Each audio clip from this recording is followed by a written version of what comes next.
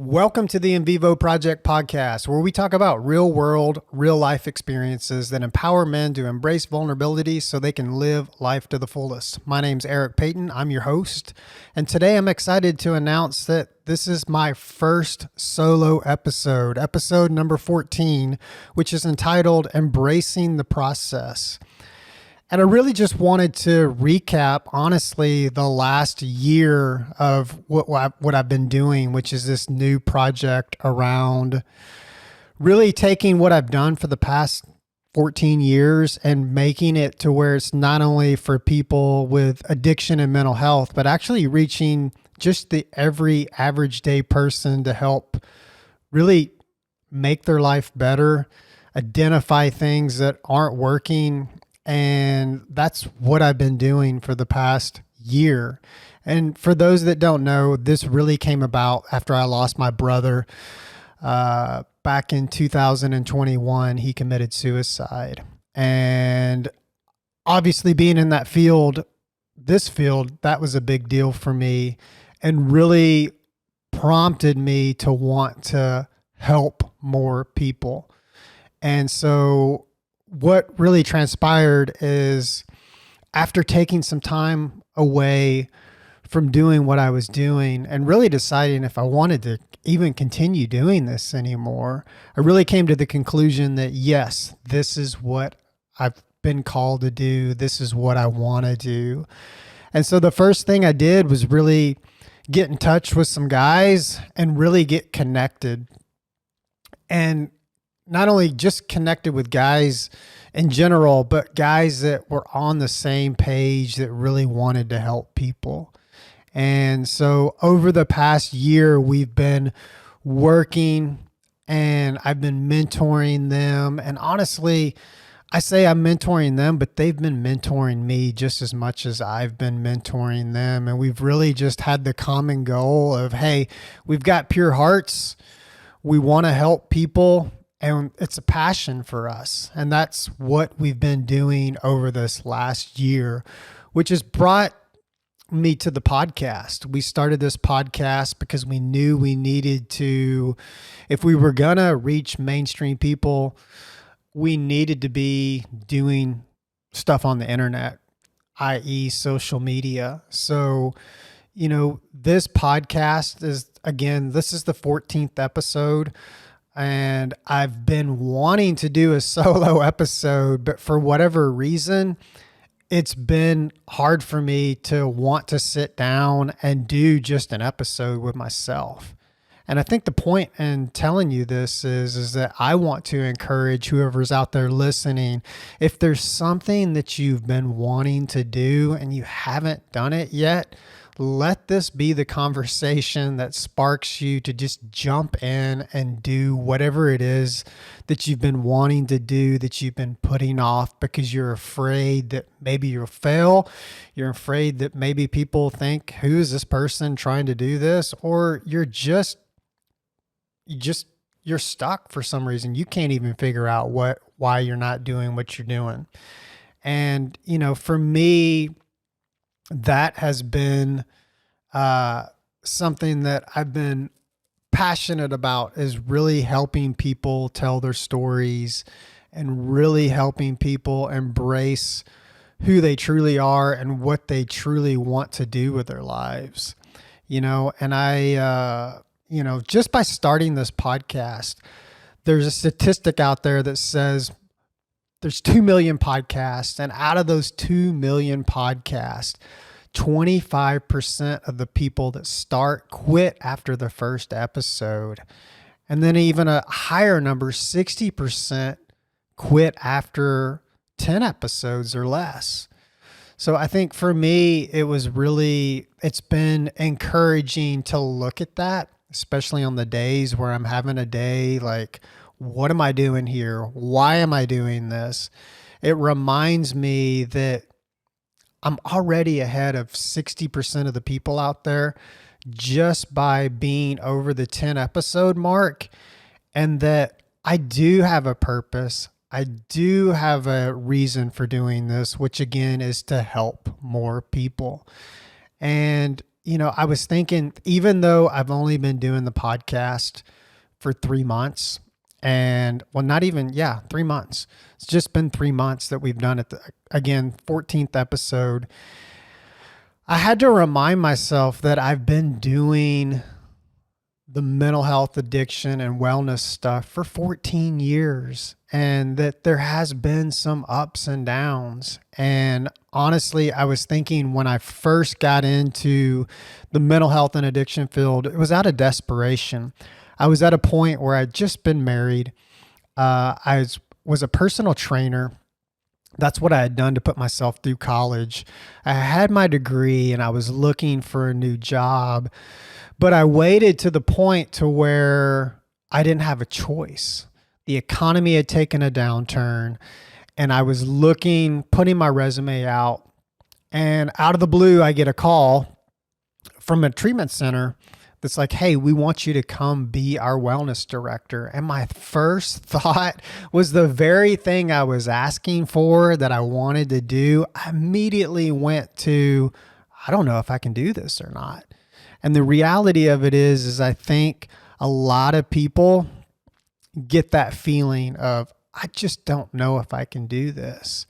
And so I'm telling you this story because after 4 interviews of trying to get this job, I get the call and they say, hey, we want to hire you. And man, here again, that feeling of being an imposter, even though I had tons of experience, not maybe directly experience with working with mental health and addiction, but I'd been doing the wellness stuff for a very long time, since 1993. And so I remember I was driving to work and I was crossing over a lake, and there was these 2 bridges, and the closer I got, the higher my anxiety got. And I remember after the second bridge, I pulled my Toyota 4Runner over to the side of the road and had a panic attack, which is a fancy way of saying that I broke down crying in my car. And it was everything inside of me not to call the treatment center and say, hey, this is not going to work out, and make up some kind of excuse. But I allowed myself to feel those feelings. I got back on the road, made it to the job that day. And really, honestly, that was a pivotal point in my career, because I got in, started doing it. I jumped in, I asked for help. I did all the things that you should do when you're overwhelmed by something. And it really turned out to be probably one of the best experiences of my life, because I was surrounded by people who had tons of experience and that really took me under their wing. And I tell people, I got a world-class education in mental health, addiction, and the wellness piece as well. Even though I had experience, I was gaining more experience from being there and working with literally thousands of people. And not only was I getting a free education, I was getting paid to do it. And that really led to me realizing that there was more for me. And I had always known that in my heart, that I wanted to do more of what I was doing, and I wanted to be helping more people. But again, I let that voice of self-doubt come in and really mess with my head. And so, 5 years later, after working there, again, if I'm being honest, out of desperation, because the treatment center I was working for got bought out by another treatment center, and they really didn't want a wellness director. So I was actually pushed out of that job and into what I'm doing right now, which caused me to start the In Vivo project. And I think I tell you that again because I want to encourage you, don't wait for that desperation before you do the change. I really think people change for 2 reasons, either inspiration or desperation. And I want my story, my two stories, my two examples of desperation to inspire you to step out and do that thing that you're wanting to do.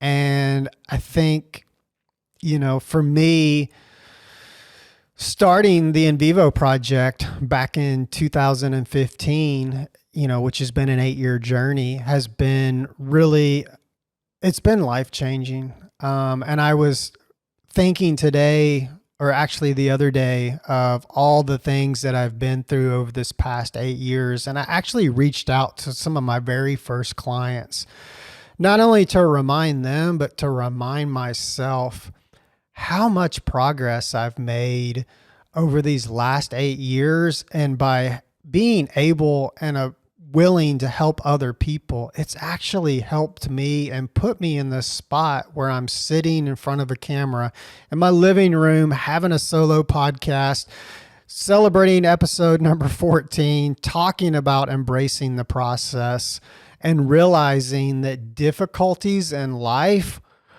really lead to positive changes if you sit in them long enough to allow those positive things to come along. And so some of the biggest things that I'm taking from these past experiences is to not allow myself to get into those areas of desperation and really look for inspiration. And some of the biggest things that have worked for me over this past year are telling my story. I have 2 episodes, Behind the Curtain number 1 and Behind the Curtain part 2, that really I kind of, for the first time ever, I dive into my story and really embrace the things that have happened to me in my lifetime, not as looking at those as negative things, but really looking at those that those situations and circumstances that happened to me have shaped me to be the person I am and to be able to do the things that I do and help the people that I help. The other thing is having a vision.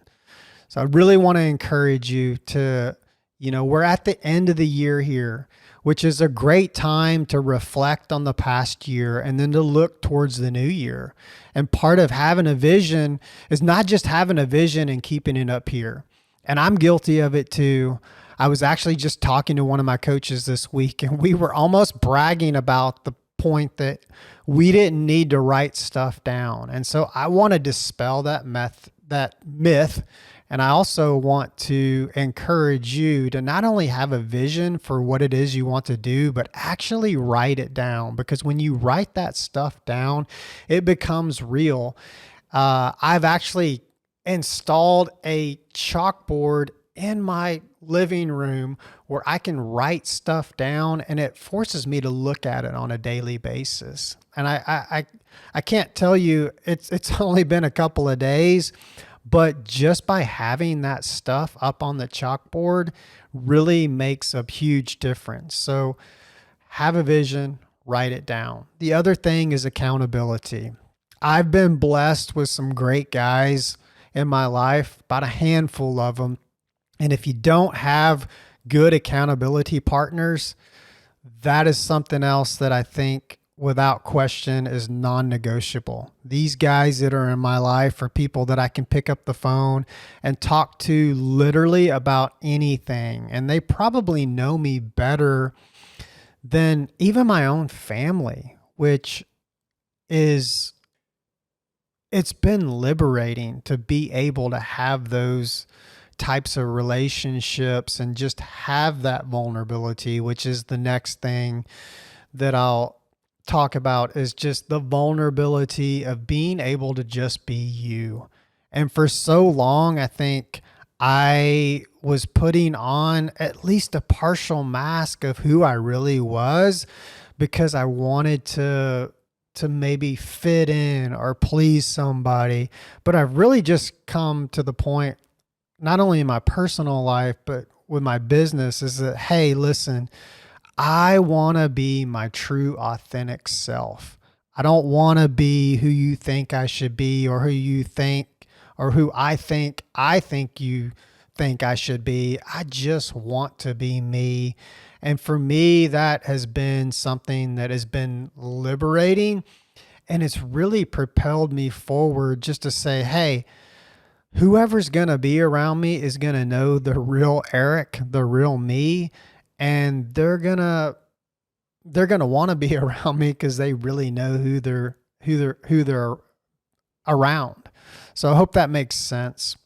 And, the last thing is that I really hope that these podcasts that we've recorded have come through, that we're really passionate about helping people, really passionate about helping you embrace your story, and then also rewriting your story to look like what you want it to look like. And that's really, for me, the core mission behind what we've been doing over this past year, and specifically over the last 3 months with the podcast. I had the opportunity to meet with a production team and do all the fancy stuff of coming up with strategic marketing plan to try to reach more people. And I honestly walked away from that meeting and I said, you know what? That's not me. That's not what I'm about. I'm not going to get wrapped up in how many likes or how many followers. For me, at the end of the day, if I can reach one person and really, truly impact their life, then that's enough for me, because I've personally seen that over the years, over the last 8 years of doing what I'm doing. When I really, truly have somebody that buys into the process and trusts me to help them get where they want to be, man, their life changes radically. And then the people they affect from there is, you don't know how many people that affects. And I hear it all the time from people that because of something that happened in their life and how they were able to change as a result of working with me, it's affected generations and generations of people. So I just want you to know that we're going to keep our same team. I wholeheartedly believe that I work with one of the best camera guys in the Dallas area and maybe in the country. He's amazing. His name's Clark. If you want his information, reach out. I'll get it to you. He does all kinds of filming stuff, pictures, that kind of stuff. But I just wanted to give him a shout out. I also wanted to give our coaches a shout out. We're really excited for what's coming in 24. We are going to get a little bit more strategic because I really just want to highlight what these guys are about. And for me, I've had coaches in the past, but this time around it's been different because I want a group of guys that are vulnerable, that not only I can be vulnerable with, but they can be vulnerable with me. And it's been a beautiful thing. So I really just want to highlight what they're doing and what their strong points are and let you hear more and more of their stories. And my hope is that you hear something from one of them and you connect, and then that's the person that you want to work with, because there's 7 billion people on the planet. There's plenty of people out there. And the other thing that we're doing is we do have a wellness assessment. It's going to be a free wellness assessment. You'll be able to take it online. The results will directly come to you, and then you'll have an option to work with a coach for a free session for them to go over the results and to talk about your strengths and your weaknesses and to see if there's a way that you want to maybe work with a coach. And then the last thing I'm excited about is we have a clinical psychologist on board. Her name's Dr. Amy Anderson. Here again, I believe I've been working with Dr. Anderson since 2010, so the past 13 going on 14 years. And she really does have an amazing knack for working with people and helping them get unstuck. But probably one of the biggest things I hear from people is, Eric, I wish I could afford counseling. So I hear you loud and clear out there.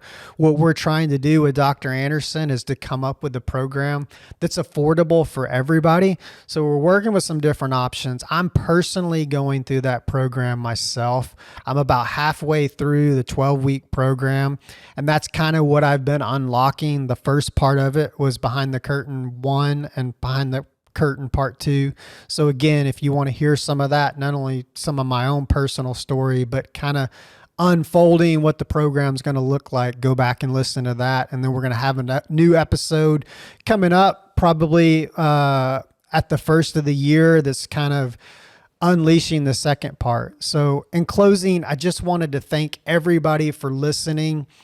Believe you me, it's not lost on me, the people that have reached out and told me that they've enjoyed the podcast. It means the world to me.